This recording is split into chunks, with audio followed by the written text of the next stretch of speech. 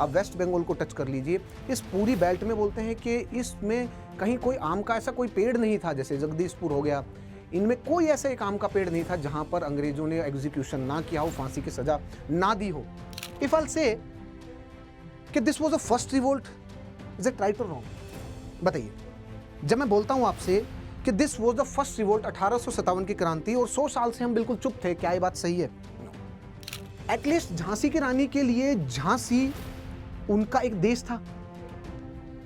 So at least Mughal emperor Bahadur Shah Zafar को, इसीलिए बहादुर शाह जफर को वो इसका हेड बनाया गया इस रिवोल्ट का, क्योंकि जो रेबेल्स जो थे वो ये चाहते थे कि एटलीस्ट वी शुड रिस्टोर और we want to get the independence at least for the Mughal India, yes और not? This movement was started as सिपाही mutiny, but soon it turned itself into the mass revolt.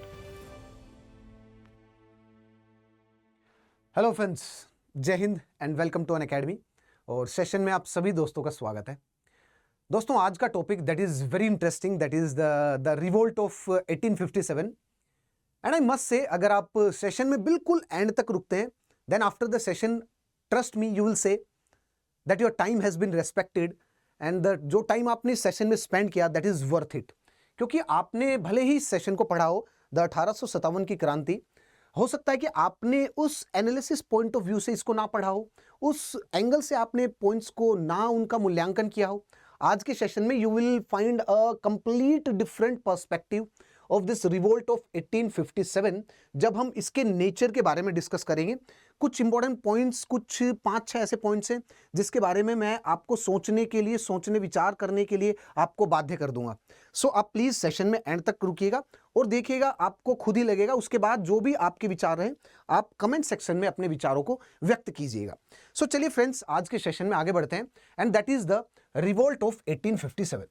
Now before starting the session, आप एक बार विचार करिए कि company which was before 1757, which was just a trading entity, उसने for the very first time from the battle of the Plassey 1757 उसने राजनीतिक सत्ता हासिल की।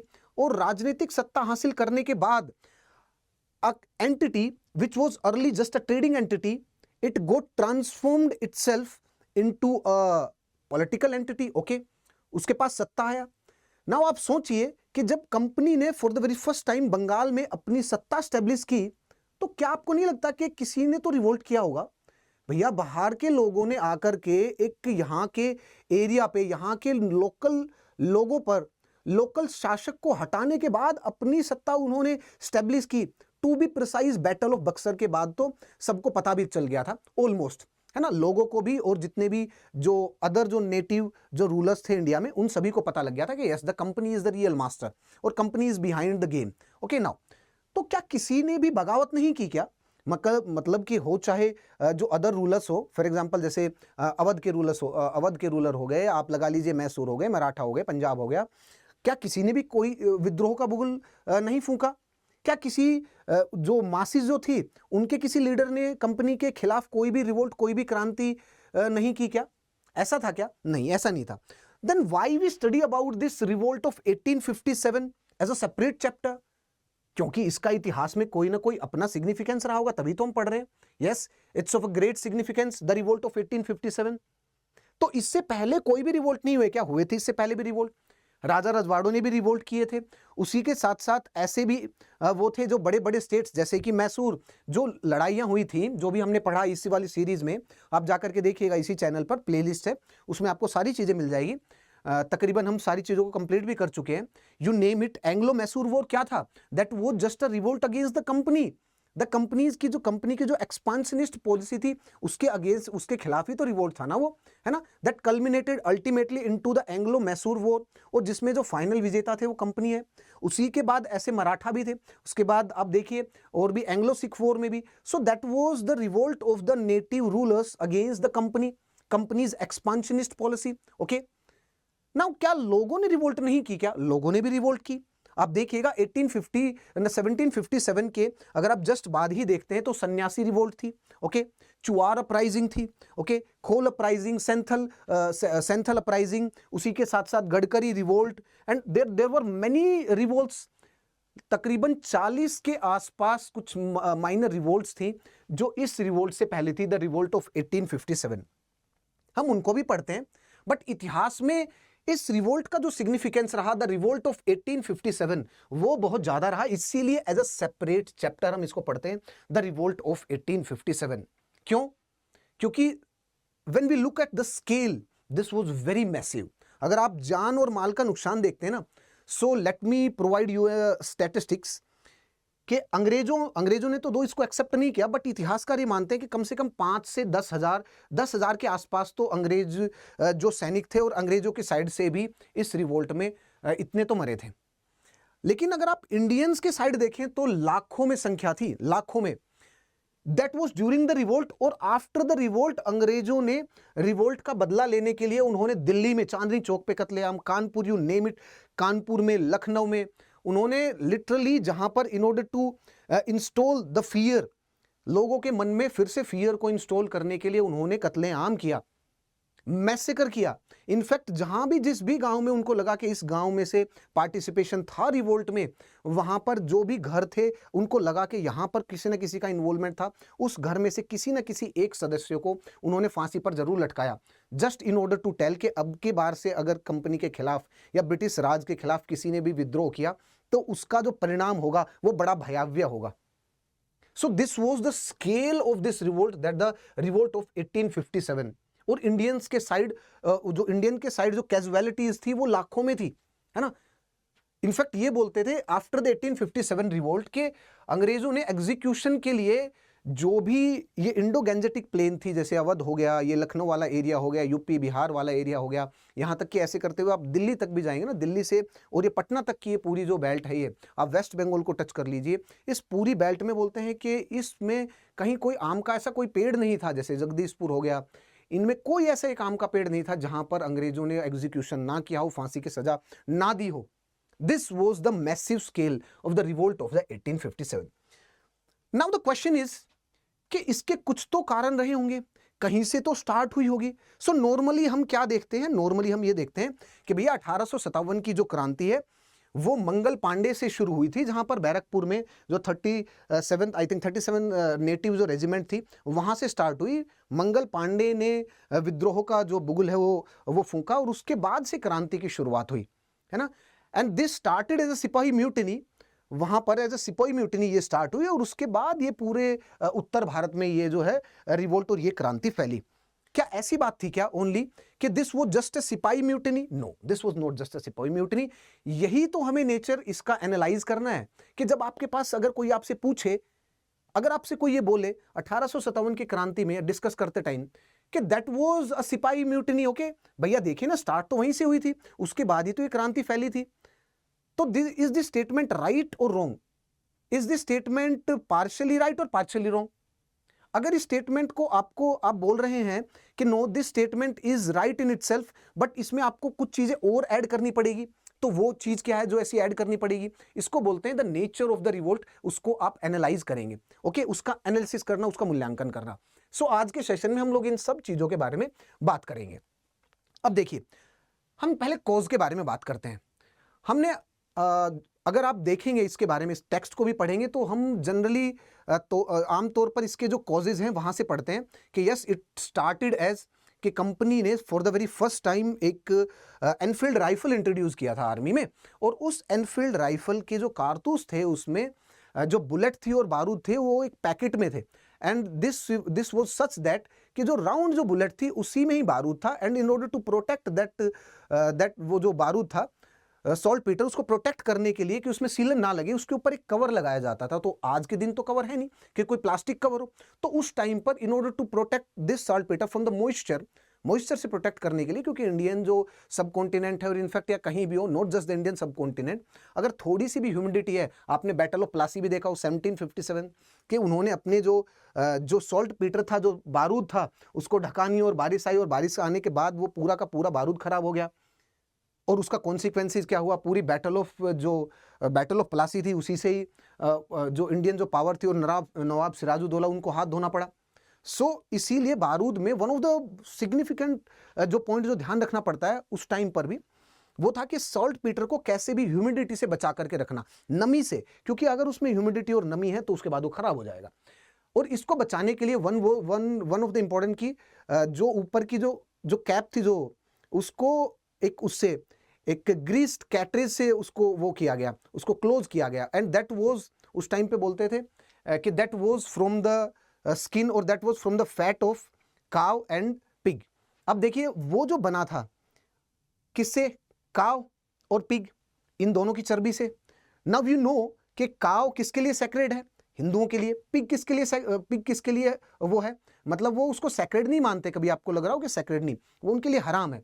वो किसके लिए है, पिग किसके लिए, वो मुस्लिम के लिए, मतलब वो उनको टच नहीं करते। सैक्रेड किसके लिए, काव, वो हिंदुओं के लिए। और ये बोलते हैं कि उसमें दोनों की चर्बी इस्तेमाल हुई थी in order to protect that saltpetre. तो ये जो पैकेट था, ये जो कैटरेज था, ये कुछ इस तरीके से बना हुआ था। इसको आपको तोड़ना था, उसके बाद वो जो एनफील्ड राइफल थी उसमें डालने के बाद आपको फायर करना पड़ता था, क्योंकि उसमें पहले जो सॉल्ट पीटर वो उसमें जो एनफील्ड राइफल थी उसमें जाता था, उसके बाद वो बुलेट जो है उसमें ऐड होने के बाद वो उसको फायर किया जाता था। That was the mechanism. Now आप सोचिए कि कंपनी के पास जो सोल्जर्स थे वो कहां से थे, वो तो इंडियंस थे ना भैया। यही तो मेन पॉइंट है जब बात करते हैं कि company that was just a trading company, how it was able to control this much massive subcontinent, that is Indian subcontinent बोलते हैं ना भैया। आप इस देखिए, पाकिस्तान हो गया, इंडिया हो गया, नेपाल, भूटान, ये अपना इसी के साथ साथ Bangladesh. In fact I must say पूरा का पूरा इसको एक सब कॉन्टिनेंट बोलते हैं, इतना मैसिव साइज में। और कुछ ही अंग्रेज कैसे कंट्रोल कर पाए थे, वो हमारे ही लोगों को रिक्रूट करते थे ना आर्मी में, तो हमारे लोग वहां जाते क्यों थे भैया। एनसीईआरटी में भी एक डायरेक्ट लाइन लिखी हुई है that the main point was that the loyalty of the people was for the one who was ready to pay them. जो उनको पे करेगा उनके लिए उन लोगों की लॉयल्टी थी, क्योंकि उस टाइम पे कोई एज सच देश का कोई कॉन्सेप्ट नहीं था ना उस टाइम पे। आज के दिन आपके पास जो नेशनलिज्म का है वो कॉन्सेप्ट है, उस time that was the limitation of the time, that was not but the limitation of the thought. समझिएगा इस पॉइंट को, ये भी डिस्कस करेंगे। सो वही लोग रिक्रूट होते थे, सो कंपनी उनको पे करती थी, इसलिए वो लोग रिक्रूट हो रहे थे। नाउ अब कंपनी के पास जो सिपाही और जो सोल्जर्स हैं वो सभी के सभी इंडियंस हैं। और मेनली कंपनी क्या करती थी, अगर कंपनी बंगाल में अपना शासन स्टैब्लिश कर रही है तो वो अवध से अपने सैनिक रखती थी, और अगर वो अवध में है तो बंगाल के सैनिकों को रखती थी। That is to suppress the mutiny, कि अगर कभी बंगाल में कोई विद्रोह हो जाए तो अवध के जो सैनिक है वो इजीली उनके ऊपर फायर कर सके, और अवध के जो सैनिक है उनको बंगाल के जो लोग हैं उनकी पीड़ा महसूस ना हो, है ना। क्योंकि यही तो एक सप्रेसिंग वो है ना इंस्टीट्यूशन, ये जो एडमिनिस्ट्रेटिव सेटअप है और ये जो मिलिट्री सेटअप जो अंग्रेजों ने बना रखा, उसी के तहत तो वो सत्ता में है ना। अगर वही कंट्रोल में नहीं रहेगा, अगर वही उनकी बात नहीं मानेगा तो ये तो हाथ से निकल जाएगा, है ना। यस, अब देखिएगा, अब अंग्रेजों ने जो वो ग्रीस कैटरेज लेकर के आए थे, उन्होंने क्या किया, उन्होंने ऐसा इंस्टिगेट किया, किस चीज, on the basis of the religion, जबकि वो ये बात भूल गए थे कि आप इसीलिए रूल कर पा रहे हो यहां पर आने के बाद, आप इसीलिए सत्ता में आ चुके हो कि यहां के जो लोग हैं they are divided on the basis of caste, they are divided on the basis of the religion. Okay, now they because they are divided on the basis of the religion and the caste, you are in the power, and if you are instigating any point जो कि इनको unite कर सकता है on the basis of the religion भले ही, तो फिर आपकी सत्ता कैसे रहेगी, यहां पर रह ही नहीं पाएगी। सो 1857 की क्रांति से पहले अंग्रेजों ने इस वाली सिचुएशन की ग्रेविटी को समझा ही नहीं। रॉयल एनफील्ड वाली जो इशू था उसकी ग्रेविटी को समझा ही नहीं। जो वहां के सोल्जर्स थे उन्होंने अपना प्रतिरोध भी किया, इस बात को लेकर के विरोध भी जताया कि भैया ये जो ग्रीस कैटरेज है इसमें कहीं अगर गाय और सुअर की चर्बी है तो प्लीज आप इसको वापस लीजिए, we are not going to use this. लेकिन अंग्रेजों ने over the period of time उस चीज को नेग्लेक्ट करते रहे over the period of time उस चीज को नेग्लेक्ट। लेकिन कुछ उसके बाद कुछ ऐसे इंसिडेंट्स और हुए जिससे जो सिपाही थे उनको लगा कि yes this is for sure 100% this is the case. उसके बाद मंगल पांडे ने for the very first time उसको फायर करने से मना कर दिया दैट। और आर्मी के जो रूल्स है they are very strict, the protocol is very strict because army is known for its discipline. अगर आप सोचिए, अगर कोई एक सिपाही है और वो किसी भी उस पे, जैसे रिसेंटली भी अभी एक उसमें आया कि एक लेफ्टिनेंट केरला के, आई थिंक एक lieutenant, he refuse to obey the order of the senior कि जो भी उनका ऑर्डर था, तो फिर वो कोर्ट में भी गया और कोर्ट ने भी कहा कि the army is known for its discipline, और वो जो लेफ्टिनेंट और जो वो ऑफिसर्स थे उनको आर्मी से वो बाहर कर दिया गया। दिस इज शोइंग कि आर्मी का अपना एक प्रोटोकॉल है, आर्मी का एक अपना डिसिप्लिन है, उसमें जो नॉर्मल जो लॉ है उनके अपने जो जैसे आप बोलेंगे जाकर के fundamental right they are applicable to the whether these fundamental rights they are applicable to the armed forces personnel or not. They are applicable for the armed forces personnel, but the parliament can make a separate law. और ये भी article 33 में mention है friends, article 33 में mention है आप ये कि जो पर्सनल्स हैं, सिक्योरिटी पर्सनल्स हो गए, जो फोर्सेस के हो गए, जो पर्सनल्स हो गए, उनके लिए पार्लियामेंट अलग से कानून बना सकता है। What this is why this is the case? This is the case because जो आर्मी के जो personnel they are known for the discipline, और अगर डिसिप्लिन ही वहां पर नहीं रहेगा, जो उनकी कोर जो वैल्यू है and obeying the order of the senior, अगर वो कोर वैल्यू ही चली गई, then this as an institution may collapse in the war time. Definitely हो सकता है। तो मंगल पांडे को इस चीज के लिए सजा दी गई, और मंगल पांडे ने जो विद्रोह किया था उसमें उन्होंने अपने जो सीनियर था उसके ऊपर फायर भी किया। उसके बाद उन्होंने आत्महत्या करने की भी कोशिश करी, मतलब अपने आप को शूट करने की भी कोशिश करी कि मैं इनसे पकड़ा जाऊं, इससे अच्छा मैं अपनी जान खुद ही दे दूं। लेकिन उसके बाद उनको क्योंकि उनको बस जस्ट चोट ही आई थी, जो अपने ऊपर जो फायर किया, उसके बाद उनको ट्रीट किया, फिर उनके बाद उनको एग्जीक्यूट किया गया, उनको फांसी की। उस आर्मी को भी वो किया गया, उस आर्मी को भी सजा दी गई, उसको डिसबैंड किया गया, जो रेजिमेंट थी उसको। लेकिन उसके बाद यही जो विद्रोह था, फिर धीरे कुछ समय बाद, फिर जैसे उनको एग्जीक्यूशन हुआ मंगल पांडे का, कुछ समय बाद ही, मतलब कुछ थोड़े दिनों बाद ही, मई के आसपास ही, मई 1857 के आसपास ही, ये आई थिंक मई या अप्रैल के अराउंड ही, अभी हम क्रोनोलॉजी भी देख लेंगे, ये मेरठ में आया।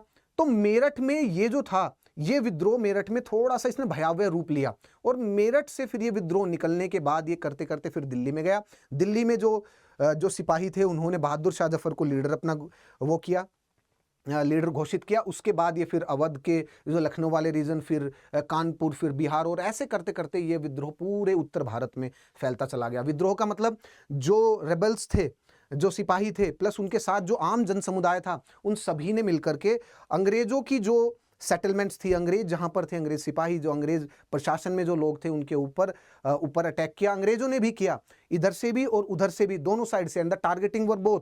और अंग्रेजों ने थोड़ा बाद में ज्यादा टारगेट किया, और थोड़ा क्या, काफी उन्होंने तो जेनोसाइड तक लेवल तक लेकर के गए। इनफैक्ट पोस्ट वॉर जो क्राइम थे अंग्रेजों के आफ्टर 1857 रिवोल्ट, वो तो और भी बहुत ज्यादा थे।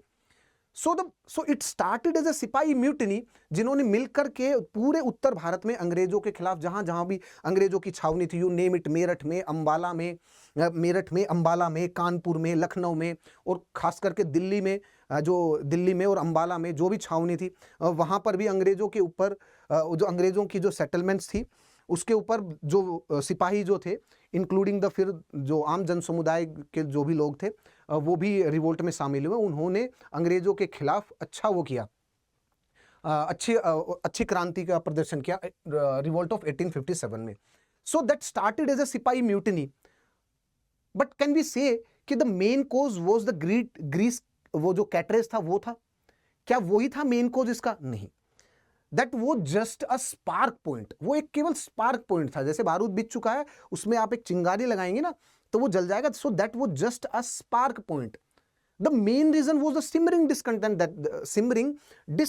That was going on since 1757। लोगों में जो धीरे धीरे से जो गुस्सा था ना, उसका ये क्लाइमेक्स था। The revolt of 1857 was the climax of the simmering discontent that was going on in the hearts of the common public since 1757. So इसके अगर causes देखें तो क्या हम बोल सकते हैं? हाँ, हम बोल सकते हैं कि that was the immediate cause. That was immediate cause. But अगर हम इसके long term causes को देखें तो उसको हम डिवाइड कर सकते हैं, और उसी पर्सपेक्टिव से हम पढ़ते हैं द लॉन्ग टर्म कॉजेज, मतलब द पॉलिटिकल कॉज, फिर उसके आर्थिक कॉज भी पढ़ने होते हैं। Yes, what were the economic causes of the revolt of the 1857, socio cultural causes of the 1857, और उसके बाद फाइनली आता है the culmination of all these, the culmination of the simmering discontent that was going on. और हमें कैसे पता चलता है कि भैया सिमरिंग डिस्कंटेंट था 1857 100 सालों तक? ऐसे पता चलता है क्योंकि ये ही एक केवल रिवोल्ट नहीं था कि 1857 का जो रिवोल्ट था that was the only revolt. No, the 1857 का जो ये रिवोल्ट था, इससे पहले भी लगभग 35 से 40 ऐसी माइनर रिवोल्ट्स हो चुकी थी जो अभी हमने डिस्कस करी, जैसे कि सन्यासी रिवोल्ट, खोल रिवोल्ट, है ना, संथाल अपराइजिंग, और उसके साथ साथ गडकरी रिवोल्ट, बहुत सारी रिवोल्ट्स थी। लगभग 35 से 40 माइनर रिवोल्ट्स, मेजर और माइनर रिवोल्ट्स थी। और उसके बाद जो मैसिव स्केल पे जो रिवोल्ट थी, that was the revolt of the 1857 friends. So चलिए सेशन में आगे बढ़ते हैं। Now please let me introduce you to the causes of the revolt.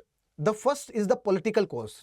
अगर दोस्तों हम पॉलिटिकल कॉज के बारे में बात करें और डिस्कस करें तो बिल्कुल सिंपल सी बात है। आप सोचिए, the political cause is that कि पॉलिटिकल कॉज में सबसे पहला पॉइंट तो यही है ना कि अंग्रेज, the British East India Company ने जैसे ही बंगाल पे अपना कंट्रोल स्टेब्लिश किया, बैटल ऑफ प्लासी में थोड़ा, फिर बैटल ऑफ बक्सर में कंप्लीट, कंपनी डुअल गवर्नमेंट में company was the behind the scene, है ना, नवाब सामने थे but company was behind the scene. और उसके बाद 1772 में तो कंपनी ने डायरेक्टली जो ब्रिटिश जो पार्लियामेंट थे, by the regulating act of 1772, ये एक्सेप्ट बिल्कुल क्लियर हो गया था कि दिस यस कंपनी, मतलब for the very first time the British parliament it provided the authority कि yes, and it for the very first time accepted कि ये जो यहाँ की जो सत्ता है, यहाँ का जो कंट्रोल है वो कंपनी के पास है। इसका मतलब that give the parliamentary approval, that act, the regulating act of 1772, that give the parliamentary approval to the conquest of the Bengal by a company. और वो कंपनी किसकी है? वो कंपनी ब्रिटिशर्स की है ना। और ब्रिटिश पार्लियामेंट का जो एक्ट था वो उसको अथॉरिटी प्रोवाइड कर रहा था, वो उसको अप्रूवल प्रोवाइड कर रहा था। नाउ अब सोचिए, उसके बाद कंपनी ने क्या किया? कंपनी ने अपनी जो एक्सपांशनिस्ट की नीति थी उसको वन वे और अनदर उन्होंने स्टार्ट किया उसको अप्लाई करना।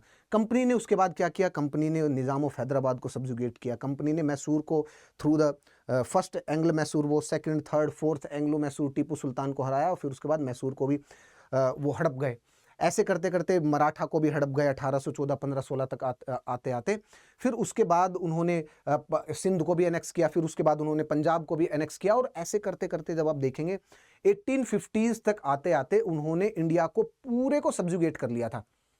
डायरेक्टली भी ब्रिटिश एडमिनिस्ट्रेटेड टेरिटरी थी और इनडायरेक्टली उन्होंने ब्रिटिश पैरामाउंटसी तो स्टेब्लिश कर ही लिया था। ब्रिटिश पैरामाउंटसी मतलब पूरे के पूरे इंडियन सबकॉन्टिनेंट, या आप पाकिस्तान से लीजिए, पाकिस्तान का नॉर्थ वेस्ट फ्रंटियर प्रोविंस से आप इधर बंगाल तक चले जाइए, आसाम तक चले जाइए, वहां आप जम्मू कश्मीर से लीजिए कन्याकुमारी तक, ईस्ट इंडिया कंपनी के अलावा कोई मेजर पावर थी ही नहीं। दैट इज द ब्रिटिश पैरामाउंटसी, है ना, कि वो एक सुप्रीम पावर है, वो एक सुप्रीम सत्ता है।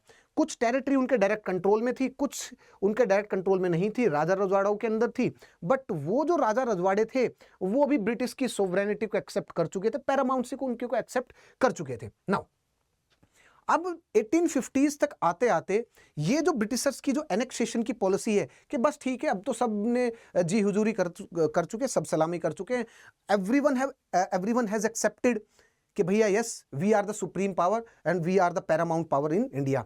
सो अब अगर आपको पॉसिबली कोई भी रीजन मिले, इसको एनेक्स कर लीजिए। और उसमें लॉर्ड डलहौजी को भेजा गया, इस बारे में भी हम लोग डिस्कस कर चुके हैं, लॉर्ड डलहौजी के बारे में पढ़ भी चुके हैं। सो लॉर्ड डलहौजी के टाइम पर the Britishers they annexed a large number of native state under the Lord Dalhousie. और लॉर्ड डलहौजी के टाइम पर ही उन्होंने दो डॉक्ट्रिन लेके आए, the doctrine of lapse and the doctrine of miss governance. Doctrine of lapse के तहत लॉर्ड डलहौजी ने क्या किया? डॉक्ट्रिन ऑफ लैप्स के तहत उनका ये था रूल कि अगर एक प्रिंसली स्टेट, वो ब्रिटिश पैरामाउंटसी उन्होंने एक्सेप्ट किया हुआ है और उनका कोई भी उत्तराधिकारी है नहीं, तो उनके पास नेचुरल जो भी है उनका उत्तराधिकारी अगर नहीं है, तो राजा के मरने के बाद उनकी जो टेरिटरी है वो डायरेक्टली ब्रिटिश टेरिटरी में ऐड हो जाएगी। This is called the doctrine of lapse. Automatically आपकी सत्ता लैप्स होकर के और आपकी territory directly, that will be your territory would be added to the British East India Company territory. Okay, ये था डॉक्ट्रिन ऑफ लैप्स। मतलब वो मौका ढूंढ रहे थे कि कोई भी ऐसा मौका मिले जिससे हमें, अगर यहाँ के नेटिव स्टेट है उनकी टेरिटरी को एनेक्स कर सके, भले ही उसने पैरामाउंट से एस्टेब्लिश वो कर रखी है, एक्सेप्ट कर रखी है, लेकिन फिर भी हम उसको एनेक्स कर लेंगे। And the second was the doctrine of miss governance. दोस्तों ये जो डॉक्ट्रिन ऑफ मिस गवर्नेंस क्या था? मान लीजिए कहीं डॉक्ट्रिन ऑफ लैप्स अप्लाई नहीं हो रहा, तो वहां डॉक्ट्रिन ऑफ मिस गवर्नेंस उन्होंने अप्लाई किया। एंड दैट वाज, वो उन्होंने कहां पर अप्लाई किया? वो उन्होंने अप्लाई किया अवध। याद रखिएगा, जहां पर मंगल पांडे थे और वो जो रेजिमेंट थी उसमें मैक्सिमम सिपाही थे वो अवध से, और वो कहां पर थी, वो उनकी रेजिमेंट वो थी बंगाल में। तो इसका मतलब बंगाल को कंट्रोल करने के लिए जो सिपाही थे वो कहां से थे, अवध से। तो उन्होंने जैसे the doctrine of miss governance Awadh पे अप्लाई किया कि भाई ये जो नवाब है ये तो ये 24 घंटे कत्थक करता है, एंड जो शासन है वो तो कुशासन हो चुका है, क्योंकि शासन पे ध्यान ही नहीं देते हैं। So that is why we are forced, हमें मजबूरन इसको एनेक्स करना पड़ेगा। So they annexed under the doctrine of misgovernance, they annexed Awadh. So इसलिए बोलते हैं कि जो वहां के जो सिपाही थे उनको भी ये लगता था कि जैसे यहाँ के जो कुछ सोल्जर्स है उनका यूज करके उन्होंने अवध को एनेक्स किया है हमारे स्टेट को, ऐसा ही ये हम अवध के जो सोल्जर्स हैं ऐसा ही ये हमें यहाँ पर रख के बंगाल को ब्राउबीट कर रहे हैं। So actually they felt cheated. तो ये बोलते हैं कि जो सिपाही थे उनके उनमें एक जो डिसकंटेंट था वो ये भी था, और इनफैक्ट 1857 की क्रांति के बारे में ये भी बोलते हैं, इमीडिएट कोज के बारे में, that the revolt of 1857 it was essentially the revolt of the Awadh. So आपसे अगर आपके पास ये स्टेटमेंट आए कि भैया इसका मूल्यांकन करिए, इसके बारे में डिबेट करिए, that the revolt of the 1857 was essentially the revolt of the Awadh, तो आपको कहां पर किस एंगल पर ले जाकर के डिबेट करनी है? Are you getting my point? Okay, now so आप समझिए कि ये सारे के सारे राजनीतिक रीजंस थे, और जो पॉलिटिकल जो रीजंस थे उनमें the one of the important point is कि ये जो एनेक्सेशन की पॉलिसी थी ना, कि राजनीतिक सत्ता को हथियाना, द ब्रिटिश पैरामाउंसी को स्टेब्लिश करना, सबको ये हीन भावना में लेकर के आना कि yes you are under now a foreign rule. तो that was the first point and that was the main political reason for the 1857 revolt. और याद रखिएगा Mangal Pandey was from the Awadh. Now उसी के साथ साथ अगर हम जनरलाइज्ड रूल्स को, मतलब जनरलाइज्ड कारण को देखें, तो देखिए आप सीधी सी बात है, आप 1757 से देखिए अगर हम जनरल कोजेज की बात करें तो क्या आपको लगता नहीं कि आप इन 4 कोजेज में ही आपको सारे के सारे कोजेज मिलेंगे? ओके, हमने डिवाइड तो किया है पॉलिटिकल के बाद हम सेकंड देखेंगे एडमिनिस्ट्रेटिव। भैया सबसे पहला क्या देखा? सबसे पहला हमने देखा what were the political causes of the revolt of the 1857। Second हम क्या देखने वाले हैं? सेकंड देखने वाले हैं एडमिनिस्ट्रेटिव कोजेज। बट उससे पहले let me tell you sorry the generalized causes. दोस्तों जनरलाइज्ड कोजेज तो that is the nature of the British rule. भैया ब्रिटिश रूल का जो नेचर था वो कैसा था? That was exploitative nature. उनको केवल और केवल एक्सप्लॉयटेशन से मतलब था। यहां पर ये थोड़ी ना है कि लोग यहां पर रूल कैसा है, लोगों को बेनिफिट मिल रहा है या नहीं मिल रहा, लोगों को कहीं जो राइट्स हैं उनको तो आप स्नैच नहीं कर रहे हो, उनको ये इससे कोई मतलब नहीं था ना। मेनली उनका बेसिक पॉइंट क्या था? Economic exploitation, because the company was influenced, and in fact all the major colonial power of the Europe at that particular point of time from the 1750s to the 1850 till the end of the 1860s, we can say that 1850 to 1860s they were influenced by the mercantile philosophy. Okay, that is why that's the main reason of the exploitation.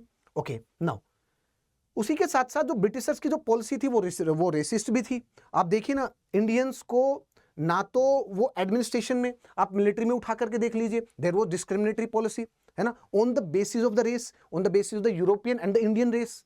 Okay, उसी के साथ साथ discriminatory तो थी ही, क्योंकि racism की policy थी इसलिए डिस्क्रिमिनेटरी तो होगी ही होगी। ओके, ना उसी के साथ साथ अनएथिकल तो था ही। They were not following any moral value, the rule was completely unethical because they were not following any ethics. There was moral degeneration of the society because they were mostly focusing on what? They were mostly focusing on the exploitation of the resources. और आप corruption और exploitation तभी कर सकते हैं जब आपका rule unethical हो. That was immoral. So the main cause was the general causes. आप इनको भी देख सकते हैं. Now अब हम थोड़ा specifics पे आते हैं. जैसे specific हमने ये देखा सबसे पहला political cause. अब हम स्पेसिफिक्स में देखते हैं एडमिनिस्ट्रेटिव कोर्स। दोस्तों द ब्रिटिशर्स जब यहां पर आए उन्होंने they introduce new civil administration, they introduce new judicial system, है ना, लेकिन उन्होंने they introduce the new civil and the new judicial system in the name of what? In the name of the reforms. Okay, but actually these judicial system and these civil systems they are mainly for the exploitation, they are mainly to enhance their stronghold over the Indian. Okay, और ये जो systems थे ये आम public को समझ में ही नहीं आ रहे थे। And in fact we must say कि जो triple burden on the peasants है ना, यही सिस्टम था जिसने ये जो ट्रिपल बर्डन है इसको और ज्यादा बर्डन बनाया पीजेंट्स के लिए। वो कैसे? देखिए, money lenders they exploited this system, they exploited this new judicial and new civil administration, है ना। उसी के साथ साथ आप जमींदार लीजिए, आप मनी लेंडर लीजिए, और अंग्रेजों ने तो किया ही था।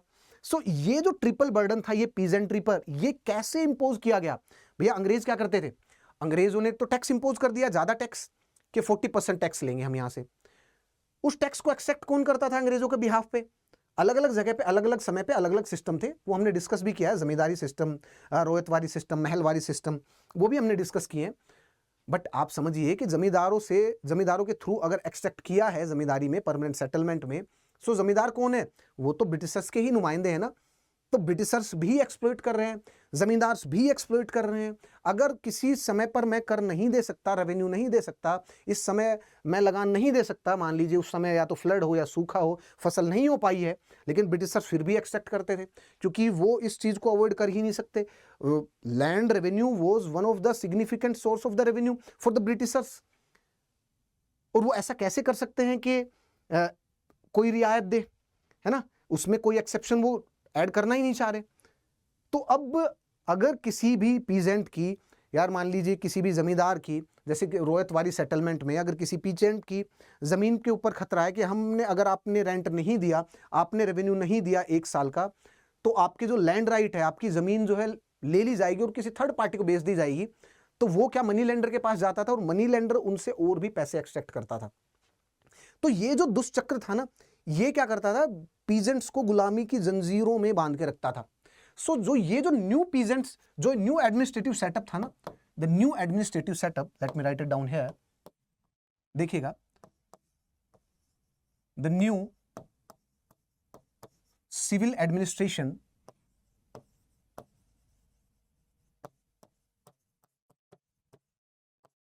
The new civil administration plus new judicial administration और new judicial setup, new judicial setup, ये क्या थे? They were exploitative, they were exploitative. आम लोगों को और आम बंदों को पता ही नहीं था। They were beyond the understanding of the common, है ना, common people, they were beyond the understanding. और अंग्रेजों ने, और जो एक्सप्लॉइटेटिव जो तंत्र था, that is used by the Indian elite, that is used by the Britishers to exploit the Indians. Now उसी के साथ साथ देखिए, रेशियल जो डिस्क्रिमिनेशन की पॉलिसी, उसके बारे में भी थोड़ा सा बात करते हैं इसी में। That is the first main point, है ना। इसमें भी आप लिख सकते हैं triple burden on the peasantry,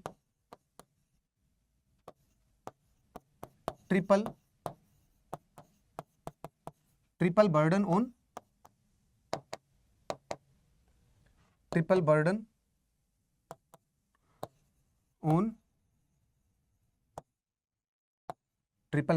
peasants. Now the next important point is that things are clear. Yes, now the next important point, administration के बाद द रेशियल डिस्क्रिमिनेशन पॉलिसी, इसके बारे में थोड़ा सा बात करते हैं। Racial discrimination policy, late me write it down, फिर डिस्कस करते हैं। Racial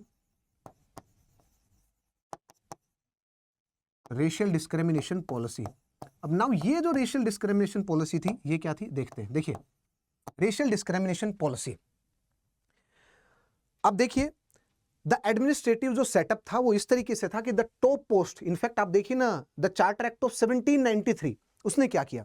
the charter act of 1793, उसमें एक पॉइंट ये भी था कि एक particular, for example I think 500 pound से ज्यादा की जो भी पोस्ट हैं, they were actually reserve for the Europeans. और इंडियंस के पास जो पोस्ट थी वो कौन सी थी? वो लोअर पोस्ट थी। मान लीजिए सीओ डी ग्रुप, ये पोस्ट सारी, और जो ऑफिसर्स ऑफ बी ग्रुप की जितनी भी पोस्ट थी वो सारी की सारी अंग्रेजों के लिए थी। तो this is the racial discrimination, and the same is the case कहां पर? वो आर्मी में भी सेम सिस्टम। तो एक लिमिटेड उस पे पोस्ट तक पहुंच पा रहे थे Indians. For example let's say the Indians could reach at the post of the at max, for example let's say अगर हम देखें सिविल एडमिनिस्ट्रेशन, फॉर एग्जांपल सदर अमीन तक, in the civil administration,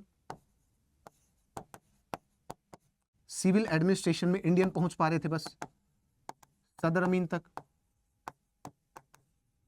और अगर हम उसको देखें मिलिट्री में, चलिए इसी पेन से ठीक है, सूबेदार की पोस्ट बस, सूबेदार in the military, Indians could reach at the post of the सूबेदार in the military and the Sadr Amin in the civil administration। ये क्या थी? This is nothing but the racial discrimination policy of the Britishers। Indians केवल यहीं तक जा सकते थे और जितनी भी हाई पोस्ट थी they were reserved for the Britishers। तो this is clearly exploitative policy। तो इससे भी लोग खफा थे। आप देखिए ना, तभी तो बोला ना कि that was the simmering discontent that was going on since 1757। और जो 1857 की क्रांति का जो उद्गार था, जो ज्वालामुखी उद्गार था, that was वो स्पार्क, वो सिपाही म्यूटनी थी, but that was mainly the simmering discontent। 100 साल से जो मन में गुस्सा है, जो मन में जो विद्रोह का गुस्सा है, जो बुगुल है, उसका मेन परिणाम था। और ये सारी चीजें क्या एक दिन से चलती आ रही थी? नहीं, ये सारी 100 साल से चलती आ रही थी। उसी के साथ साथ अगर हम मिलिट्री कोर्स देखें तो वो देखिएगा भाई, जो मिलिट्री ऑफिशियल्स थे, ऑफिशियल छोड़ दिए, जो मिलिट्री जो सोल्जर्स थे वो इंडियंस ही थे सब।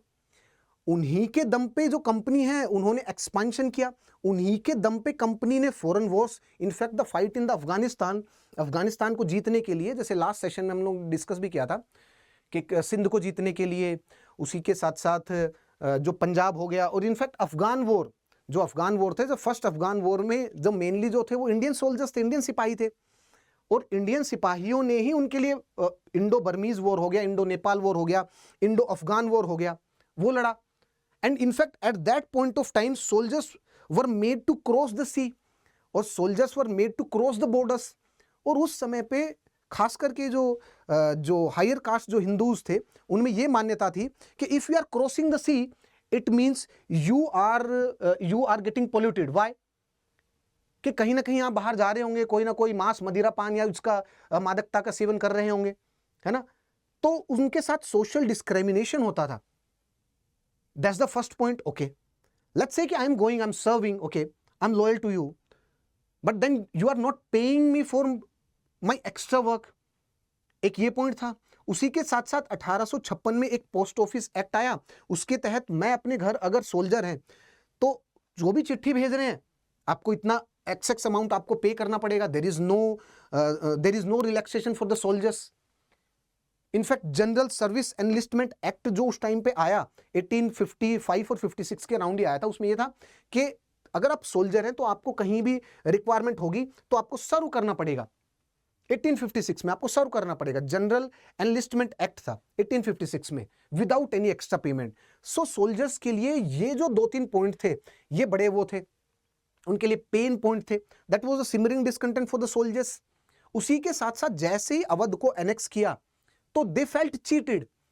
जो अवध के जो सिपाही थे, they felt cheated over the period of time. उनको ये फील हो रहा है, लेकिन वो दे फेल्ट चीटेड। उसके साथ साथ ये ग्रीस कैटरेज आया और उन्होंने जो दोनों रिलीजन्स को एक साथ हर्ट किया, दोनों रिलीजन को एक साथ, और जो डिवाइडिंग जो पॉइंट था इंडिया में, उसी को ही उन्होंने वापस से फिर से ऐड कर दिया। वो फिर से, that is why under the banner of the, जैसे ही जब वो विद्रोही जो वहां पर गए, दिल्ली में जाने के बाद बहादुर शाह जफर को 1857 की क्रांति का नेता उन्होंने नेता चुना, और उसके बाद under the banner of the Mughal emperor Bahadur Shah Zafar उन्होंने उस क्रांति का आगाज किया था। एंड जो 1857 की क्रांति के जो भी जो मेन जो लीडर्स थे, they want to revive the old glory of the Mughal empire, जो 1757 और 1750 और उससे पहले थी। सो उस ग्लोरी को वापस वो लेकर के आना चाहते थे अंग्रेजों को भगाने के बाद। That was the vision. Okay, now अब हम आगे चलते हैं। इस बात में भी थोड़ा सा है, इसका भी पॉइंट है, क्रिटिसाइज का एक पॉइंट है, उसको भी देखेंगे कि क्या क्रिटिसिज्म का पॉइंट है कि you just want to revive. Where is the vision for the better and the brighter India? Where is the vision? If there is no vision for the revolt, how we are going to succeed in that revolt, particular revolt? Please do let me know. You should be having a proper vision. If I am fighting for my own interest, let's say I am fighting for my own interest, कैसे काम चलेगा बताओ? If everyone is fighting for his own interest, मान लीजिए पूरी की पूरी unit है, आर्मी की यूनिट है, if पूरी की पूरी आर्मी की unit fighting with another country और अनदर आर्मी, तो उनका एक ही विजन है ना, क्या कि अपने देश की रक्षा करना और अपने देश को जिताना, अगर मान लीजिए सबका अगर इंडिविजुअल इंटरेस्ट रहे तो कैसे जीत पाएंगे? Would that be possible? वो बहुत डिफिकल्ट हो जाएगा। So that is another reason for that. Okay, now इन सबके बारे में बात करेंगे। सबसे पहले the military cause. Military cause में देख आप लिखिएगा social discrimination policy, that is the social discrimination the soldiers had to face social discrimination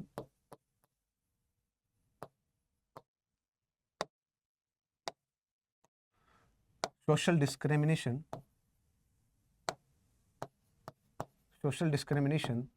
the soldiers social discriminations soldiers had to face because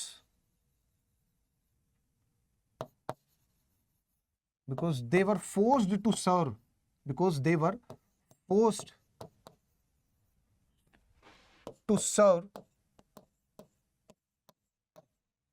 in foreign lands,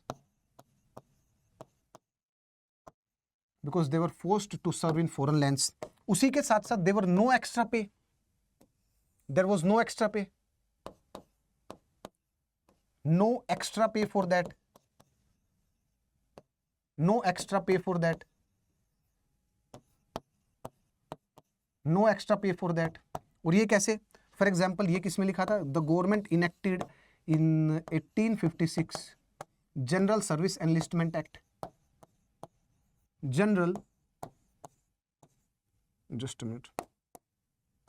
general service enlistment act.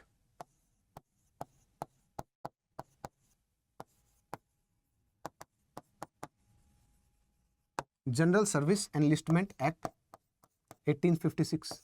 ये क्या बोल रहा था? No extra pay for serving in foreign lands, serving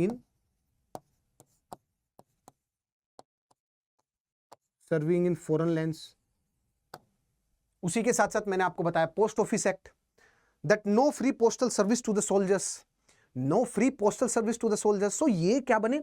these were the military causes. Now let's move ahead and discuss about the economic cause. आप बताइए कि economic burden किसके ऊपर नहीं था ब्रिटिशर्स के टाइम पे? You name it, be the peasant, triple burden. आपको लगता होगा जमींदार्स भी, yes, at some point of time the zamindars they were one of the beneficiaries of the British rule, because in fact I must say कि one of the significant reasons कि ये जो 1857 की जो क्रांति थी वो सक्सेसफुल नहीं हो पाई, that was the support provided by the zamindars and the princely states, the local rulers to the Britishers। ये एक पॉइंट रहा। और इसका आपको इस बात से भी आभास लगेगा कि 1857 की क्रांति में जो पीजेंट्स थे, जो कि जमींदारों से परेशान थे, उन्होंने जो जमींदारों के जो वो थी बही खाता था, और जो बुक्स थी, जो रिकॉर्ड्स थे, उन्हीं को ही अटैक करके सबसे पहले जलाना स्टार्ट किया, उन्हीं को ही सबसे पहले खत्म करना स्टार्ट किया था। बट स्टिल कुछ एरिया में जमींदार्स भी परेशान थे, पीजेंट्स तो थे ही जो मैक्सिमम उसमें थे नंबर्स में, जमींदार्स भी थे, मर्चेंट और ट्रेडर्स भी थे, क्योंकि one way free trade policy आप याद करिएगा, the one way free trade policy we discussed about that. उसी के साथ साथ इफ यू लुक इनटू जो आर्ट एंड क्राफ्ट, जो लोकल आर्टिजन्स थे, वो भी, उनकी रोजी रोटी भी बिल्कुल चली गई थी। So every section of the society, every sector of the economy was suffering. तो जब इकोनॉमिक कॉजेज की बात करेंगे, I know that the every sector of the economy was suffering. In fact जब इनाम कमीशन आया, उसी में ही 1856 की बात है, इनाम कमीशन में, तो लगभग 20,000 जो जमींदार थे उनकी जमींदारी ले ली गई थी। 20,000 लगभग जमींदारों की जमींदारी ले ली गई थी। They were also facing some kind of discontent, so वो भी एक मेन रीजन था। ठीक है, सो अगर हम इकोनॉमिक कॉज की बात करें, so the every section of the society, इसमें बस आप एक ही लिखिएगा, the every section of the society, that every section of the society, you name it, the every section of society was suffering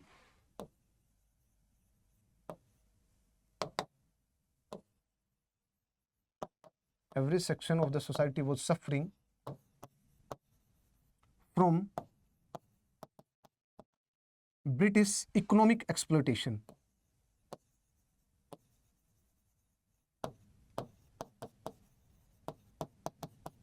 British economic exploitation.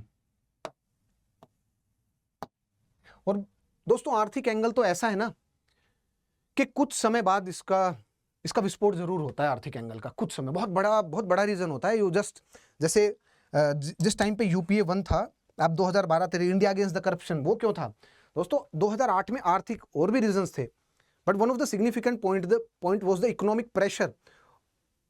इतने बार petrol के prices बढ़ाए गए थे उस टाइम पे, अगर आप देखें या किसी से पूछेगा उस टाइम पे, लगभग हर 15-20 दिन में 3 रुपए, 4 रुपए, 5 रुपए के लोग बड़े परेशान हो गए थे, त्रस्त हो गए थे। क्या वो गवर्नमेंट? यस, गवर्नमेंट तो था, लेकिन उसके साथ साथ one of the significant reason was the जो ग्लोबल स्लोडाउन चल रहा था उस टाइम पे, 2008 की मंदी थी, वो भी था एक कारण। सो द इकोनॉमिक प्रेशर जो था उसके कारण गवर्नमेंट को क्रिटिसाइज भी किया गया। यस, गवर्नमेंट की भी बहुत सारी पॉइंट्स पे गवर्नमेंट की भी गलती थी, but one such point was economic जो प्रेशर जो लोग महसूस कर रहे थे वो, and government was unable to ease that economic pressure. So government के ऊपर ही लोगों ने इनफैक्ट, और उसके साथ साथ करप्शन, वो भी एक इशू तो था ही, क्योंकि एवरी टाइम जब आप उस टाइम पे न्यूज़पेपर उठा करके देखेंगे तो यस, 2G स्कैम, उसकी कैग की रिपोर्ट, ये 2G स्कैम में इतना घोटाला, कोल ब्लॉक एलोकेशन में इतना घोटाला, ये भी एक पॉइंट था। सो इंडिया अगेंस्ट करप्शन जो मूवमेंट थी, वहां से जहां से अन्ना हजारी जी और अपने जो दिल्ली के जो सीएम है, उनकी वो मतलब उनकी जो राजनीति थी वहीं से स्टार्ट हुई थी, इंडिया अगेंस्ट द करप्शन। सो जो इकोनॉमिक जो कोज होता है ना, वो बड़ा स्ट्रॉन्ग कोज होता है दोस्तों। So that's the one of the main reason is the economic cause. Now अगर फ्रेंड्स उसकी बात करें, the next reason is that is the socio cultural cause. अगर हम सोशो कल्चरल कोज की बात करें तो again the racial policy, because the Britishers, जब स्टार्टिंग में आए थे Britishers, they know the thing कि क्या स्टार्टिंग में उनका सोशो कल्चरल चेंज को लेकर के थोड़ा सा पैटर्नलिस्टिक आउटलुक था। पैटर्नलिस्टिक आउटलुक का मतलब क्या है कि स्टार्टिंग में उन्होंने समाज को सुधारने के लिए और रिफॉर्म करने की कोशिश भी की। ये कैसे पता चलता है? जैसे the legalisation of the widow remarriage, कि उन्होंने विडो रीमैरिज को लीगलाइज किया अंडर द लॉर्ड कैनिंग के टाइम पे, 1856 के अराउंड, जब वो एक्ट लेकर के आए थे ना, with the support of the Ishwar Chandra Vidyasagar और अदर जो उनके साथ सपोर्टर्स थे, वो लॉर्ड कैनिंग लेकर के आए थे। उन्होंने अपने नेतृत्व में सबसे पहले एक विडो वो कराया था, रीमैरिज कराया था, और उसको लीगलाइजेशन भी, उसको जो एक्ट लेकर के आए थे वो भी। तो इसका मतलब उन्होंने सोशल उसमें रिफॉर्म लाने के लिए ब्रिटिशर्स ने स्टार्टिंग में वो थोड़ा सा काम किया था। आप ये भी देख सकते हैं सती को एबोलिश करने में उस टाइम पे, I think Lord William Bentinck का समय था, वो 1827 ऐसा ही कुछ टाइम था, प्रोहिबिशन ऑफ सती, वो भी लेके आए। सो स्टार्टिंग में उनका जो एटीट्यूड था that was the reformist as far as the social point और द कल्चरल पॉइंट, कि जो भी मेन और नेगेटिव है पॉइंट है इनके कल्चर में, उसको रिफॉर्म करने की कोशिश की थी। उसके पीछे भी उनका एक आर्थिक रीजन था। यस, पैटर्नलिस्टिक आउटलुक तो था ही, चलिए ठीक है, कुछ चीज़ों को रिफॉर्म करते हैं, एजुकेशन में भी थोड़ा बहुत स्टार्ट करने की कोशिश की, but the main point was again the economic exploitation. और वो कैसे? क्योंकि जब तक इनके कल्चर को डिस्ट्रॉय नहीं करेंगे, जब तक इनको रिफॉर्म नहीं करेंगे, तब तक ये इंग्लिश कल्चर को एक्सेप्ट नहीं करेंगे, और जब तक ये इंग्लिश कल्चर को एक्सेप्ट नहीं करेंगे, जिस स्पीड से इनको जो ब्रिटिश गुड्स को कंज्यूम करना चाहिए, वो शायद इस स्पीड से उस ब्रिटिश गुड्स को कंज्यूम नहीं करेंगे वो। सो ये भी एक मेन रीजन है कि उन्होंने उसको रिफॉर्म करना स्टार्ट किया। लेकिन इंडियंस ने उसको किस तरीके से लिया? कि इंडियंस ने उसको इस तरीके से लिया कि they are actually interfering in our social and the cultural matters. So ये भी एक वो था, dissatisfaction, the source and the point of the dissatisfaction, that is the social and the culturalism. अगर हम देखें इसमें, that is the racial discrimination policy, and उसकी के साथ साथ हर्ट द, लिखिएगा, the racial discrimination policy, the racial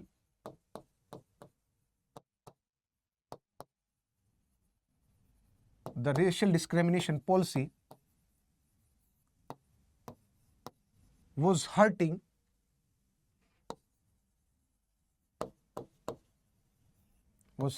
every Indian, that was hurting every Indian.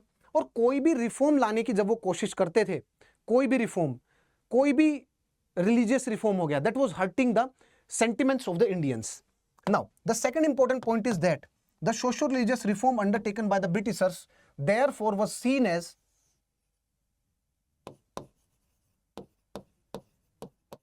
the socio-religious reforms.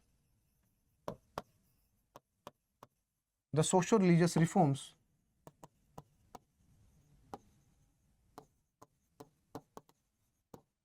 undertaken by Britishers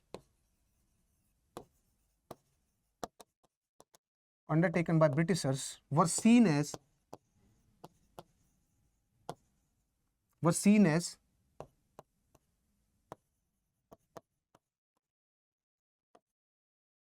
encroachment in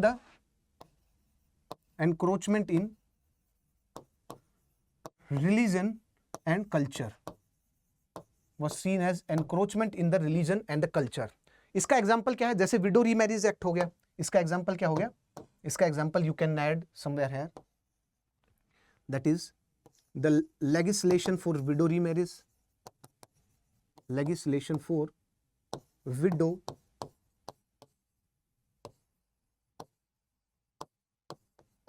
legislation for widow remarriage, abolition of sati, आप यहां लिख सकते हैं abolition of sati, ये भी एक point है। So these were the socio cultural cause. और उसके बाद आता है इमीडिएट कॉज, उसके बाद आता है इमीडिएट कॉजेज। और इमीडिएट कॉजेज में मेन पॉइंट क्या था? इमीडिएट कॉजेज में the main point were the grease cartridges. और अब है सीक्वेंस और टाइमलाइन जो हमने स्टार्टिंग में डिस्कस की थी, and that was started with the Mangal Pandey at the Barrackpore, yes 34th, not the 37, 34th native infantry. In fact दिसंबर 1856 में उस राइफल को इंट्रोड्यूस किया गया था, that is the Enfield rifle was introduce in December 1856। उसी के टाइम से ही खुसरफुस स्टार्ट हो गई थी, that this was having some kind of a seal, और वो जो सील है उस कैटरेज में, that is having that was to be bitten off, okay, or that was having the fat of cow and pig. तो that was opposed by the soldiers, और वो दिसंबर 1856 में आने के बाद से ही वो सोल्जर्स ने उसको अपोज किया।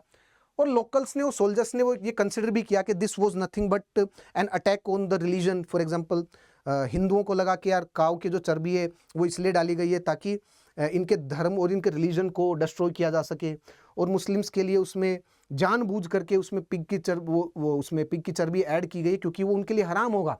उनके रिलीजन में उसको हराम, पवित्र कंसिडर नहीं किया जाता, उसको हराम कंसिडर किया जाता है। So that became in the immediate sense that became the spark for the revolt. Okay, it started on 29 March 1857.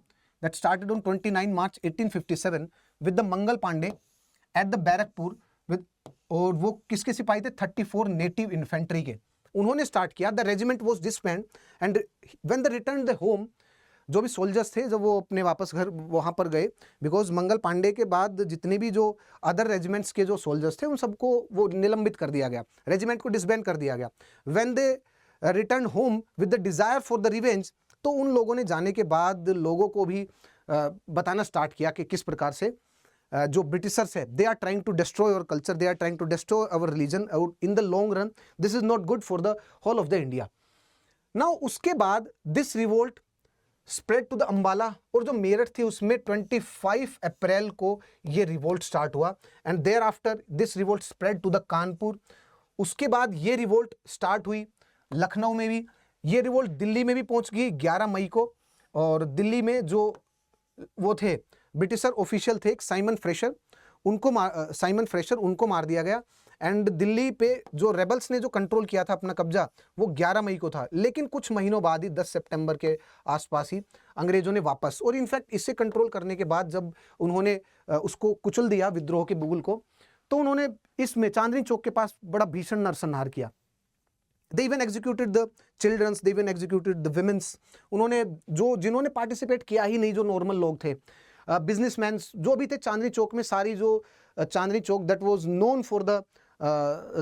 Is known for the trading trading entities और that is known for the, जो व्यापार के लिए आज भी जाना जाता है, उसको पूरा का पूरा खत्म कर दिया था उन लोगों ने कुछ समय के लिए। उसके बाद फिर से बसाया गया लखनऊ, फिर उसके बाद झांसी, इंदौर और बिहार। इस तरीके से ये रिवोल्ट फिर स्टार्ट हुआ वहां से बैरकपुर से, और ये रिवोल्ट पूरे के पूरे उत्तर भारत में फैल गया। याद रखिएगा, उत्तर भारत में। और कहां कहां पर कौन से लीडर्स थे और उनको अपोज करने वाले ब्रिटिशर्स की तरफ से सप्रेस करने के लिए रिवोल्ट में कौन कौन से लीडर्स थे वो भी है। दोस्तों एग्जाम पर्सपेक्टिव से के लिए इंपॉर्टेंट है क्योंकि लीडर्स के बारे में पूछते भी है, that who were the leaders involve in this. जैसे कि आप देखेंगे दिल्ली में जो लीडर्स थे वो कौन थे, उनके बारे में देखते हैं। दिल्ली में जो मेन लीडर थे वो कौन थे, बहादुर शाह जफर एंड बाक्कू सिंह, ये लीडर थे। मतलब लीडर ऑफ द रिवोल्ट, मतलब इंडियन साइड से कौन थे। और जो ब्रिटिशर साइड से थे जो सप्रेस करने के लिए, वो कौन थे, वो थे Nicholson. Okay, Bahadur Shah, Nicholson. Kanpur में नाना साहब, ये अपनी पेंशन के लिए लड़ रहे थे कि उनको पेंशन नहीं मिल रही थी। एंड इनके सामने कौन थे, कैंपबेल, वो अंग्रेजों की तरफ से थे।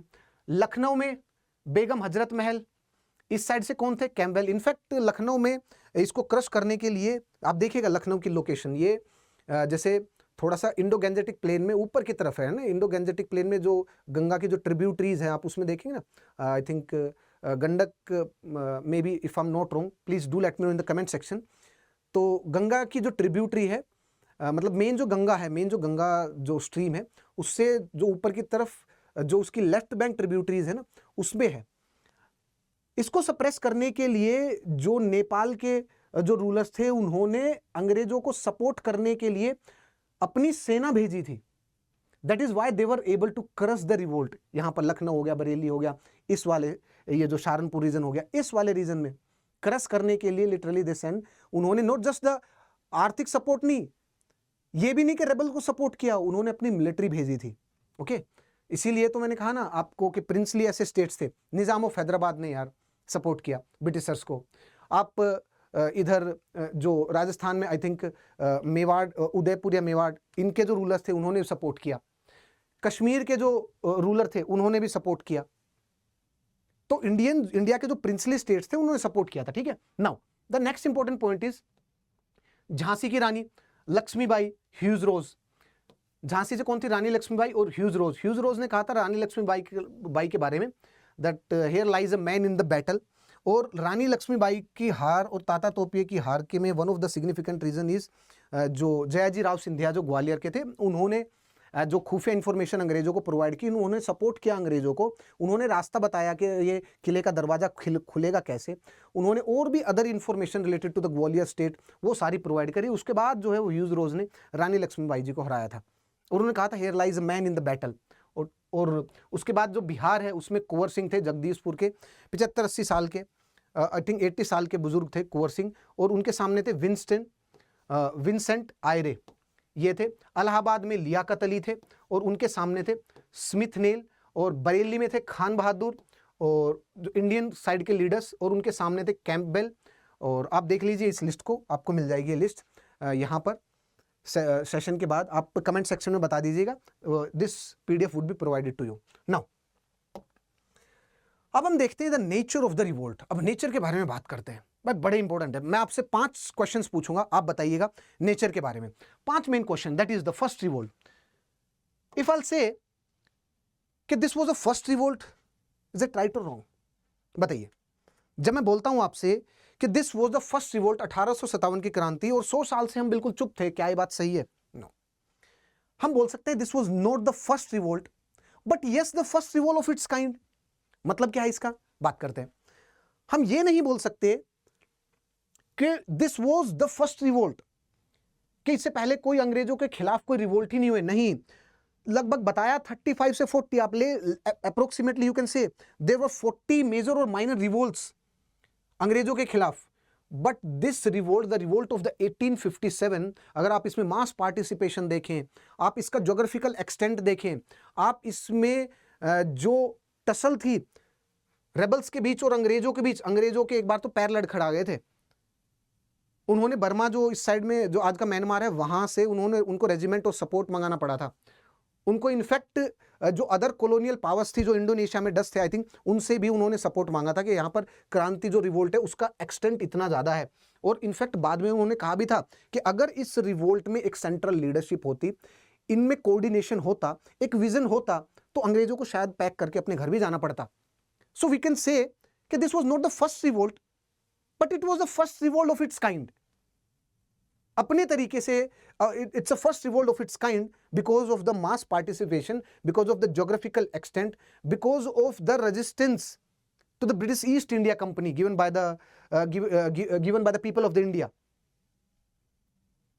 So उस सेंस में इसको बोल सकते हैं the first of its kind. So ये है सबसे पहला पॉइंट। क्या है इसका सबसे पहला पॉइंट? कि note the first revolt, note the first revolt, note the first revolt, note the first revolt, ठीक है, बिकॉज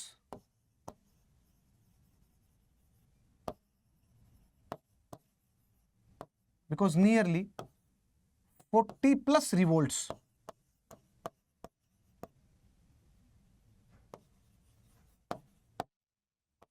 before 1857 revolt, ठीक है, were there before the 1857 revolt, what happened before 1857 revolt, but we can definitely say that this was first of its kind, but this was first of its kind, first of its kind, definitely first of its kind, that was the main point, first of its kind. How it was the first of its kind अभी हमने discuss किया है ना। so this is called as the कि इस revolt के बारे में हमें, इसके नेचर के बारे में हमें इस मूल्यांकन करना। अब उसके बारे में उसके बाद कुछ पॉइंट्स पे और बात करते हैं, कुछ पॉइंट्स पे और डिस्कशन करते हैं। देखिएगा एक बार नाउ 1857 की क्रांति के बारे में अलग अलग जो लीडर्स हैं, ब्रिटिशर्स ने कुछ अलग कहा, इंडियंस ने कुछ अलग कहा, है ना। जैसे जो सावरकर जी है उन्होंने कहा कि this was the first revolt for the independence, कि ये इंडिपेंडेंस का सबसे पहला वो था संघर्ष भारत में। वहीं इंडिया में ही जो हिस्टोरियन है आरसी मजुमदार, उन्होंने कहा कि this was not the first revolt और it was not the first war of the independence. वहीं की वीर सावरकर ने कहा this was the first war of the independence. आप बताइए क्या था, ये था या नहीं था first war of independence, yes और नो? ओके, अगर आप देखेंगे ब्रिटिश हिस्टोरियंस, ब्रिटिश स्टेटमेंट्स और उस टाइम पे जो ब्रिटिश ऑफिशियल्स थे, जैसे एक लेफ्टिनेंट जनरल भी थे ब्रिटिश आर्मी में, I am not recalling the name, उन्होंने भी इसके बारे में कुछ कहा, है ना। अब ब्रिटिशर्स में आई थिंक लॉरेंस रीस एक वो थे, ब्रिटिश आर्मी में ही थे, I think he was major और व्हाट, मेरे को एग्जैक्टली याद नहीं है। उन्होंने कहा कि this was the nothing but this was the mutiny of the sipahi, this was the mutiny of the sipahi. आप बताइए क्या था ये? Was that the mutiny of the selfish army और was that the mutiny of the religious fanatics? किसी ने इसको कहा कि that was the war of the phonetics, religious phonetics.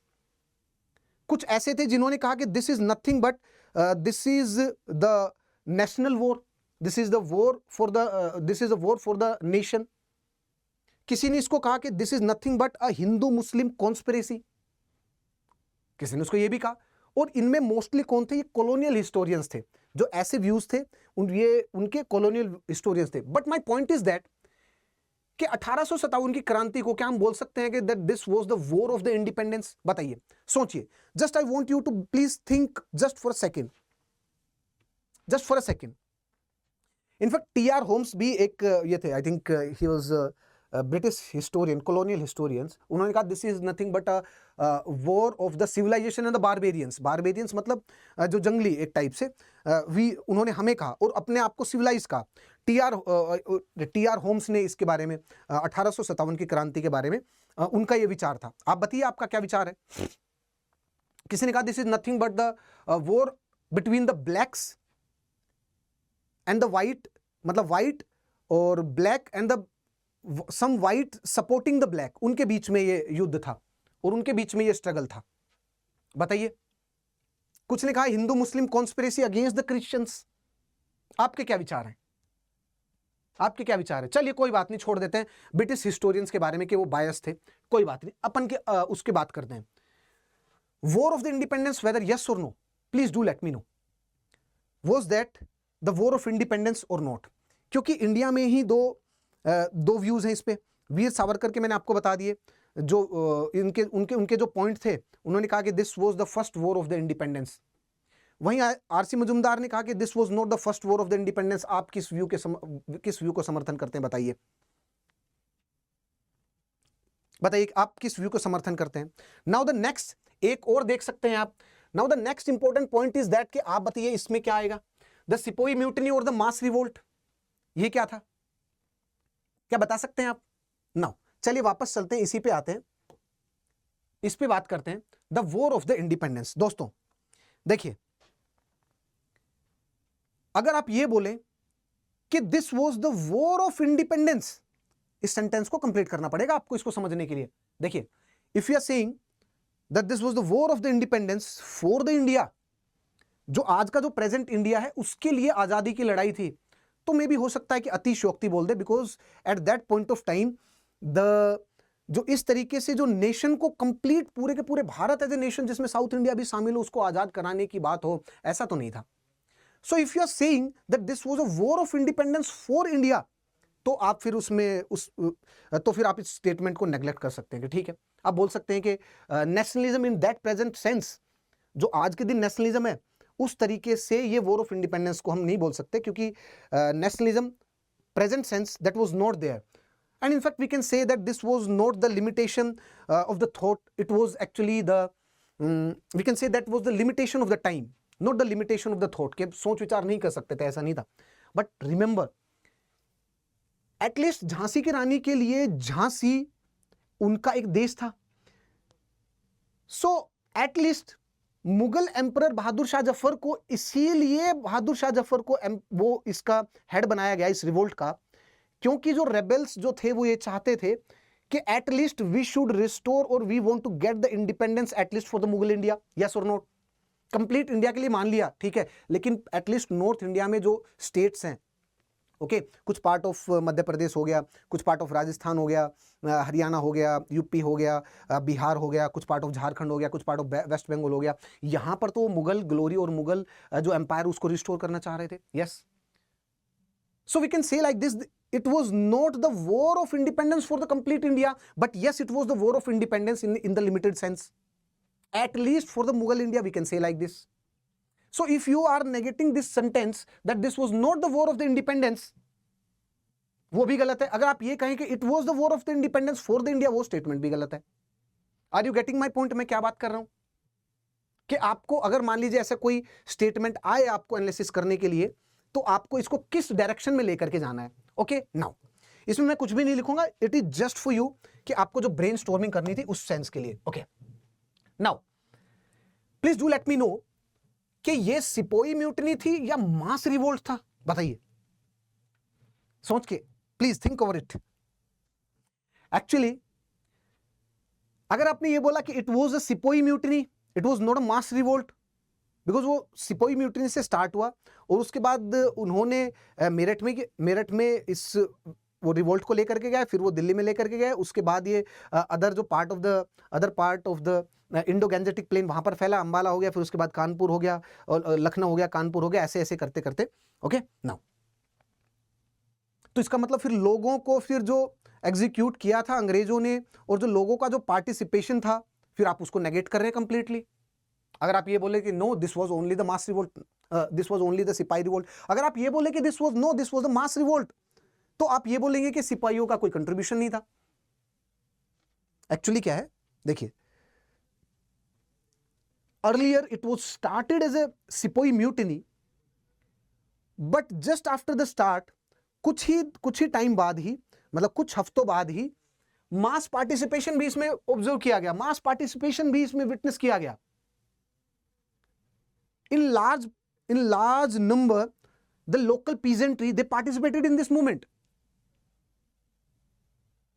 Though in large amount, जो जमींदार थे वो इस मूवमेंट से बाहर रहे, but still the mass character था इस मूवमेंट का, वो था, mass character was there. So इसका मतलब this movement was started as सिपाही mutiny but soon it turn itself into the mass revolt. This is the approach for answering this statement. This is the right approach for answering this statement, my dear friends. Okay, now nature को हम मूल्यांकन कर रहे हैं, 3 point हो चुके हैं, 4th point की बात करते हैं। फाइट फॉर द रिलीजन, क्या हम बोल सकते हैं क्या that this was the fight for the religion? क्योंकि आप देखिए ना, मेन पॉइंट और मेन मुद्दा क्या था उस रिवोल्ट का, जो बैरकपुर पे थी, फिर उसके बाद जो मेरठ में आई जो रिवोल्ट थी, उसका मेन जो पॉइंट था, वो मेन क्रक्स तो यही थी ना कि जो अंग्रेजों के खिलाफ जो मुस्लिम्स में, जो आर्मी में जो मुस्लिम्स थे और जो हिंदू थे, उनको ये लग रहा था ना, they are interfering and they just want to destroy our religious beliefs, है ना। So can we say that was the fight for the religion? We can say in that sense for the Sepoy that was a fight for the religion in the initial stage, but later on that became the fight for the independence and fight for the independence of at least of the Mughal India. Okay, बिल्कुल बोल सकते हैं। Okay, now अच्छा, एक और statement है, यहां पर नहीं लिखा, आप बताइएगा, क्या हम बोल सकते हैं the 1857 revolt it was the national revolt? क्या हम बोल सकते हैं क्या वो नेशनल रिवोल्ट था और the revolt for the nation, complete nation India? अभी डिस्कस किया, no, we can't say like this because RC Majumdar और वीडी सावरकर के जो स्टेटमेंट है, इनमें उन दोनों के स्टेटमेंट को कंपेयर किया जाता है। जैसे कि आरसी मजुमदार ने कहा that this was not a national revolt, because आप देखिए जो नाना साहब थे वो अपने इंटरेस्ट के लिए लड़ रहे थे, उनको पेंशन चाहिए थी। जो झांसी की रानी थी वो अपने झांसी के लिए, उन्होंने कहा था ना स्टेटमेंट, मैं अपनी झांसी नहीं दूंगी, तो वो अपने उसके लिए, स्टेट के लिए लड़ रहे थे। तो everyone was fighting for his or her own cause, so we can't say that like this that this was a national revolt. but Veer Savarkar ji ने इसको काउंटर किया, उनका भी काउंटर आर्गुमेंट है। देखिए, आप किसी को एक्सेप्ट करें वो आपकी मर्जी है। उन्होंने कहा कि actually we do accept this thing that this was मतलब ये मैं बैलेंस व्यू पे आ रहा हूं, we are accepting that this is not a national revolt, okay, we are accepting this thing, but at least वो जो रिवोल्ट थी उसमें जो उस टाइम पे जो नेशन का जो कॉन्सेप्ट था, उस समय पे जो नेशन का कॉन्सेप्ट था, वो आज की तरह भारत का कॉन्सेप्ट थोड़ी ना था। ये तो 1857 की क्रांति के बाद जो वेव ऑफ नेशनलिज्म है वो स्टार्ट हुआ था, और उस वेव ऑफ नेशनलिज्म को 1885 के बाद कांग्रेस ने फर्दर और आगे की तरफ लेके गए, and that nationalism, the wave of the nationalism, फिर उसके बाद गांधीयन फेज आया, और फिर 1857 की क्रांति के बाद जो भारत का आज आपको पॉलिटिकल जो मैप ऑफ इंडिया दिख रहा है वो इस प्रकार से है। बट 1857 की क्रांति में this was not the case for Jhansi की रानी, झांसी वाज द नेशन। सो हम ये बोल सकते हैं, जैसा कि भी मैंने आपको बताया, भी डिस्कस भी किया था, कि that was not the limitation of the thought, actually was the limitation of the time। और टाइम के हिसाब से जो थॉट्स हैं वो इवोल्व होते हैं। आज के कॉन्टेक्स्ट में जाकर के अगर आप पास्ट को देखें कि आज के कॉन्टेक्स्ट में ही हम सारा न्याय करेंगे तो शायद वो अतिशोक्ति भी हो जाएगी, है ना। शायद वो हर चीज में अगर आप ऐसे देखें तो अतिशोक्ति भी हो जाएगी। तो हम बोल सकते हैं that was the limitation of the time rather than the limitation of the thought. Okay, now next important is that is the fight for the religion. ये भी हम लोग डिस्कस कर चुके हैं। Now the next is the failed revolt. क्या हम बोल सकते हैं कि the revolt was a failed revolt? बताइएगा, कैन वी से लाइक दिस कि this revolt was nothing but that it was a failed revolt? No, we can say yes, जो भी ऑब्जेक्टिव ये रिवोल्ट अचीव करना चाह रही थी in that particular sense, if you are absolutely, अगर आप उसके एम्स एंड ऑब्जेक्टिव को देखें कि हमारा एम्स एंड ऑब्जेक्टिव क्या है, उस सेंस में देखें, तो you can say like this, yes it's a failed revolt. But in a limited sense ये रिवोल्ट फेल भी नहीं हुआ, because it is this revolt, this revolt had shaken the, just the foundation of the British Empire, that is the East India Company। इस revolt के बाद जो British जो parliament है उनको एक लॉ पास करना पड़ा, the government of the India act. उसके जस्ट कुछ समय बाद, 2-3 साल बाद ही द चार्टर एक्ट ऑफ 1861 वो पास करना पड़ा। ये ऐसे लार्ज स्केल रिफॉर्म क्यों लेके आए? पॉलिटिकल एंड एडमिनिस्ट्रेटिव रिफॉर्म क्यों लेके आए? जो ब्रिटिशर्स थे, ब्रिटिश का जो पार्लियामेंट है, जो ब्रिटिश सरकार है, वो क्यों लेके आए? वो इसी रिवोल्ट के कारण लेकर के आया था 1857 की। उसके बाद कंपनी को बर्खास्त किया, कंपनी को साइडलाइन किया, एंड द ब्रिटिशर्स, जो ब्रिटिश गवर्नमेंट है उसने directly they take over the administration, they directly they take over the polity of the India, और उन्होंने डायरेक्ट कंट्रोल स्टेब्लिश किया यहाँ पर। और जो गवर्नर जनरल ऑफ इंडिया थे उनको एक और एक्स्ट्रा उपाधि दी गई, the viceroy and the governor general of India. इसका मतलब क्या है? That this viceroy now he is the representative of the crown, direct representative of the crown. Don't you think so? This is a significant change. How can you से कि भैया this is just a failed revolt? और आप ये भी नहीं बोल सकते कि दिस रिवोल्ट, इसने अपने सारे एम्स एंड ऑब्जेक्टिव्स इसको सबको अचीव कर लिया था। No, this was not a failed revolt, but yes we can say कि जो ऑब्जेक्टिव एक्चुअली में अचीव करना चाहिए था, अगर आप उसका बिल्कुल एम्पेरिकल उसमें जाकर के वो करें, बिल्कुल आप जाकर के सटीकता बारीकता से जाकर के उसको देखें कि यस ये एम था, क्या अचीव किया नहीं, उसमें बोल सकते हैं यस उसने अपने ऑब्जेक्टिव सारे अचीव नहीं किए। But in a limited sense we can say like this, at least for the very first time जो ब्रिटिश जो पार्लियामेंट है उसने कंपनी को हटाने के बाद कंपनी को रिमूव किया और कहा, कंपनी को एक्सेप्ट किया लॉर्ड कैनिंग के इलाहाबाद स्टेटमेंट में, क्वीन प्रोक्लेमेशन में, कि there would no longer be annexation, जो रेशियल डिस्क्रिमिनेशन की पॉलिसी उसको हम खत्म करेंगे। We will ensure that the Indians equal participation of the Indians in the administration. जो जो कॉजेज थे उन सभी को एड्रेस करने की कोशिश की उन्होंने। That in the long run we will go for the Indianization of the military, and उन्होंने एक प्रॉपर वो आंकड़ा भी दिया कि बाय 1920 1935 या 1927, आई थिंक ये 1880s के बाद था, पील कमीशन की मैं बात कर रहा हूँ, आई थिंक उन्होंने कहा कि बाय 1950 या 1945 उसकी रिकमेंडेशन ऐसा कुछ था, at least 50% of the Indian officers, military में 50% ऑफ द इंडियन ऑफिसर्स होंगे एटलीस्ट, उनका ऐसा कुछ था। मेरे को एग्जैक्ट वो रिकमेंडेशन अभी याद नहीं आ रही है। So that's the main point. आप कैसे बोल सकते हैं दैट्स कि it's a failed revolt? How can you say like this? No, in a limited sense इसने एटलीस्ट अपनी जो इंडियंस की जो आवाज थी वहां तक तो पहुंचाई, उसके बाद रिफॉर्म भी आए, and over the period of time 1857 की क्रांति के बाद जितने भी sections of the society, in fact अंग्रेजों को अपनी नीतियां चेंज करनी पड़ी, उसके बाद उन्होंने डिवाइड एंड रूल की पॉलिसी थी उसको अलग तरीके से इंप्लीमेंट करने की कोशिश की। उन्होंने उसी के बाद ही जो division in the form of the religion वो अप्लाई करने की कोशिश करी, जिसका क्लाइमेक्स आपको the government of India act, the council of the India act 1909 में आपको देखने को मिलेगा। And during the partition of the Bengal, जब उन्होंने उसको मुस्लिम लीग का गठन किया, वो अंग्रेजों ने ही किया था, that is to weaken the wave of the nationalism that was gaining strong hold in the Bengal, उसको वीक करने के लिए। ओके, नाउ अब हम नेक्स्ट बात करते हैं, that is the backward looking in character. क्या बोल सकते हैं क्या कि the revolt was actually the backward looking in character? क्या ऐसा था क्या? Yes, up to some extent we can say like this. How we can say like this?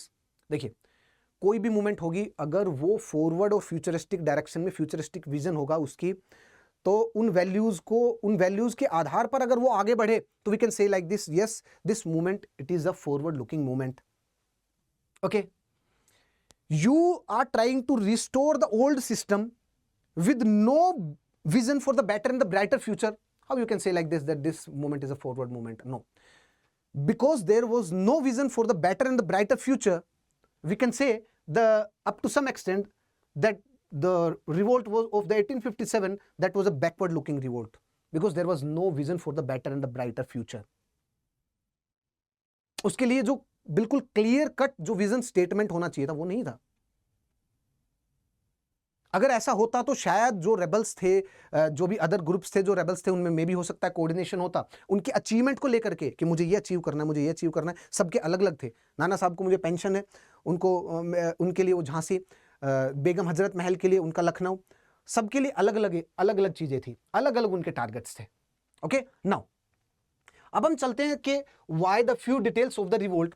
जैसे कुछ इंपॉर्टेंट डिटेल्स है वो आपको इस स्लाइड में मिलेगी, जैसे कि इस रिवोल्ट का सिंबल क्या था।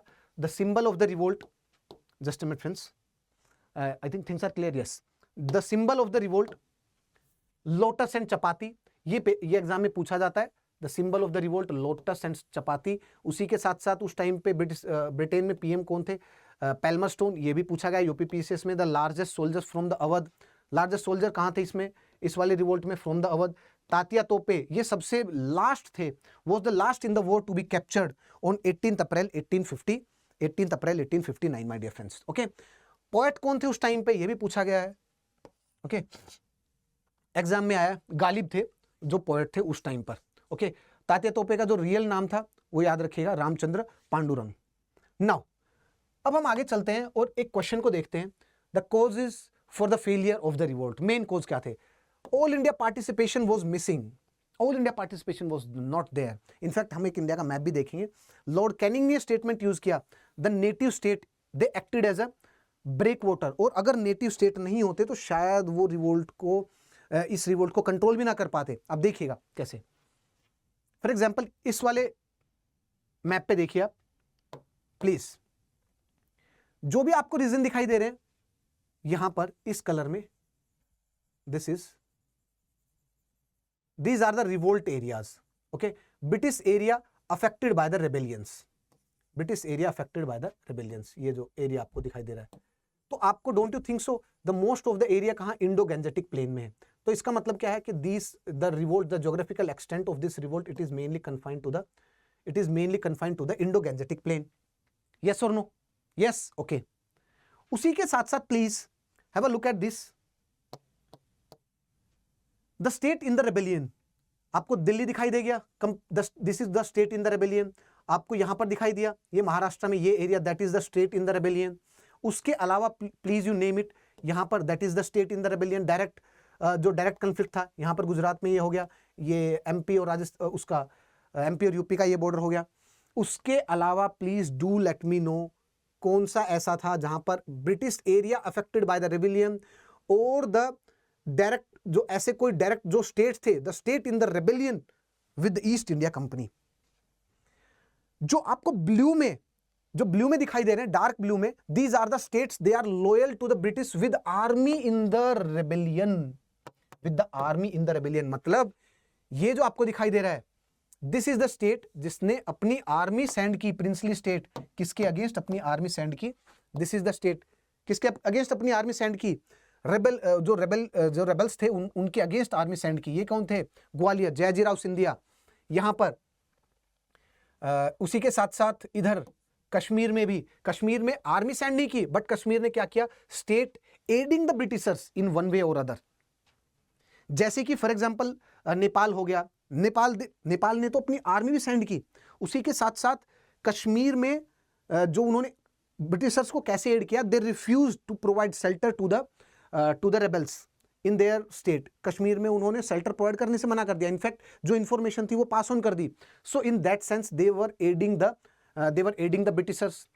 सो इसका मतलब क्या है? जैसे Nizam of Hyderabad, he was aiding the Britishers. So this is clearly showing कि इंडिया में सबसे पहले जो ज्योग्राफिकल एक्सटेंट वो लिमिटेड था, कहां पर? इंडो गैंजेटिक प्लेन में था। That's the first point. Forget about कि अगर ये पैन इंडिया, अगर ये मूवमेंट होती, इसका प्रॉपर एक विजन होता, एक सेंट्रल लीडरशिप होती, ये मूवमेंट ऑर्गेनाइज होती, तो अंग्रेजों को तो जाना था, ये that was for sure. But India के जो प्रिंसली स्टेट्स थे, इंडिया के जो जमींदार्स भी थे, mainly the princely state of India, they acted as a breakwater. And the Lord Canning का ये जो मैंने आपको दिखाया, this was the statement that the native states they acted as a breakwater my dear friends. फिर आगे चलें। Okay, they lack central authority, ये भी एक मेन पॉइंट था, that they lack the central authority, है ना? सेंट्रल अथॉरिटी, क्योंकि सेंट्रल अथॉरिटी होती है तब एक कोऑर्डिनेशन रहता है।